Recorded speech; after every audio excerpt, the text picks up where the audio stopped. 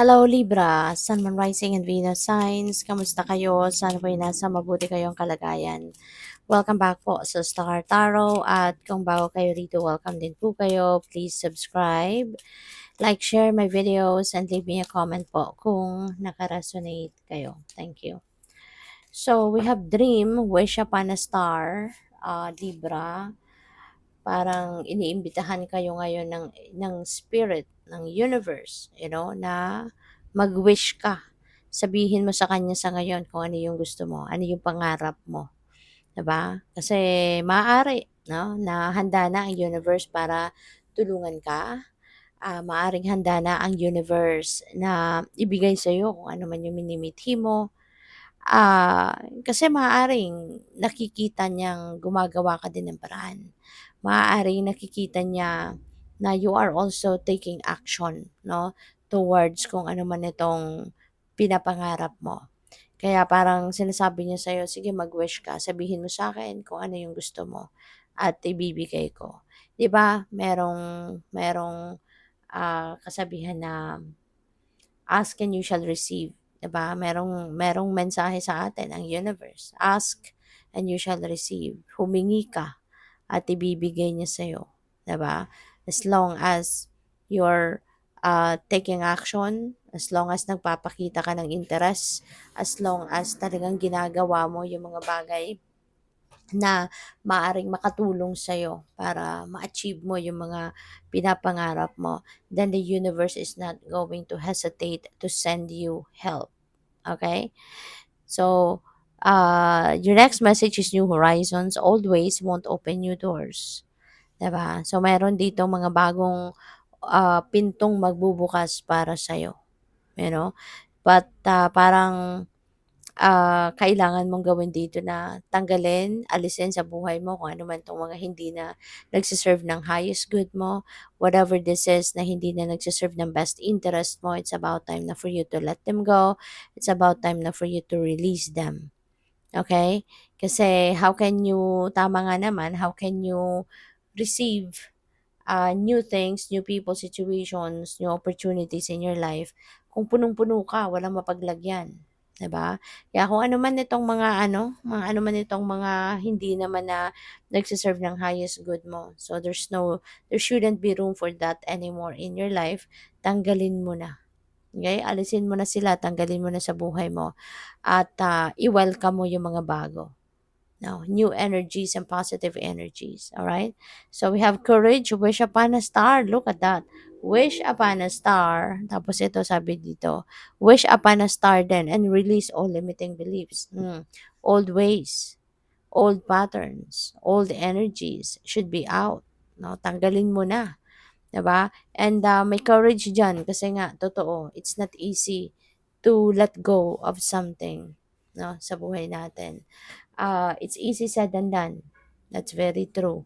Kaya nga kailangan na maging matatag ka, magpakatatag ka, maging matibay tibayan mo ang inyong loob instead, 'di ba? Para na mapagdesisyonan mo 'to or magawa mo na talagang alisin sa buhay mo kung ano man ang mga bagay na 'to na alam mo 'yun, hindi hindi makakatulong sa'yo, 'di ba? To it's not going to tawag dito, be beneficial for you anymore, 'di ba?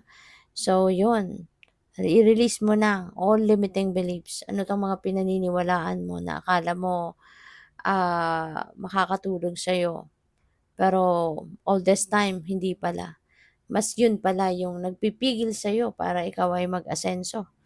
Yun pala yung mas pumigil sa'yo para ikaw ay mag-expand sa buhay, 'di ba? So, it's about time na para maging matatag ka, matibay na ang inyong loob na tanggalin ang mga bagay na ito sa buhay mo.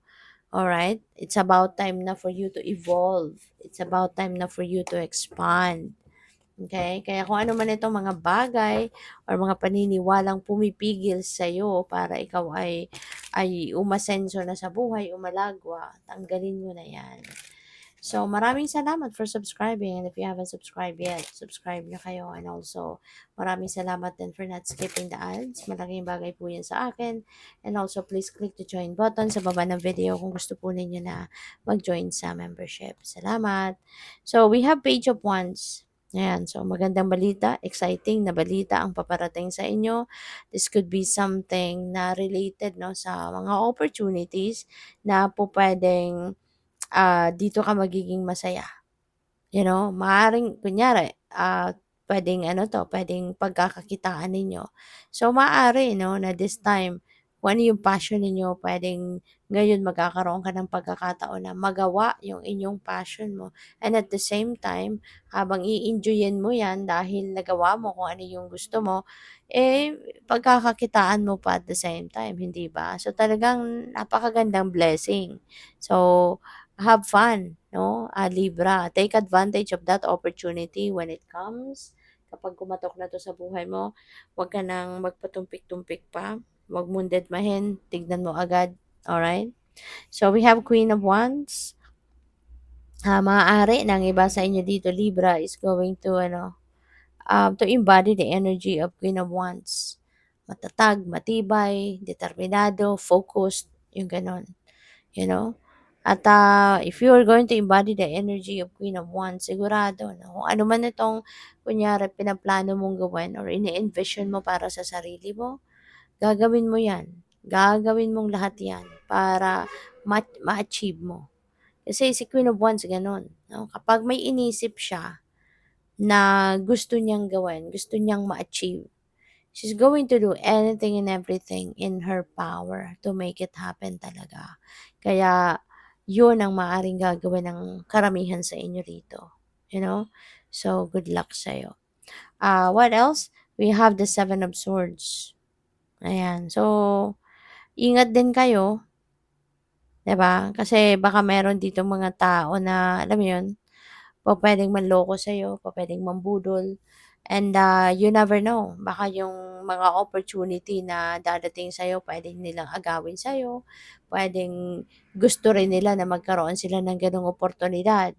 Kaya po puwedeng merong mga pagsulot dito 'no, alam mo yun, yung kunyari opportunity for promotion, 'di ba? So pupuwedeng meron ditong mag-try na sabotahiin ka.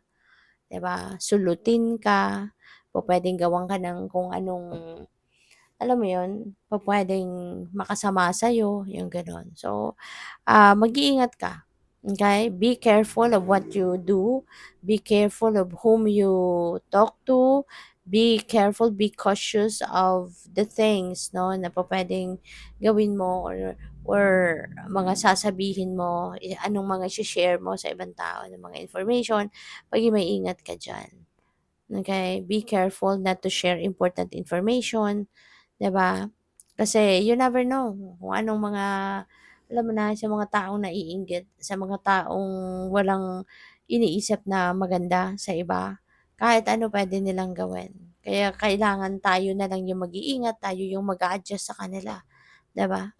So, good luck. Thank you for watching. Love and light. Namaste.